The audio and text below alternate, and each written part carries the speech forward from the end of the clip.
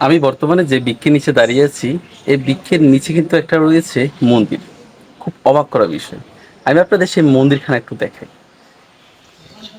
এটা হচ্ছে মন্দিরে প্রবেশ করার রাস্তা। একেবারে ছোট, ক্ষীণ একটি রাস্তা। এখান দিয়ে আপনাকে খুব সাবধানের সহিত নামতে হবে, কারণ এটা এত পরিমাণ অন্ধকার যে ভিতরে কি আছে না আছে এটা ক্লিয়ার বোঝাই যায় না। এখানে সাধু সন্তরা আসেন, তারা বসেন।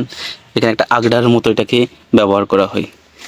এখানে একজন তপস্বী মহারাজ, তিনি এখানে শিবের ধ্যান করতেন।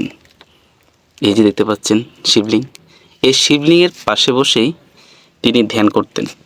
আর সবচেয়ে আশ্চর্যের বিষয় হচ্ছে তিনি ধ্যান করতেন ঠিক রাত 12টার পর, যখন লোকালয় একেবারে নিস্তব্ধ হয়ে যেত। ওই সময়টাতে তিনি ধ্যান সাধনা করতেন মহাদেবের সাথে। আছে ত্রিনাথ দেব আছে।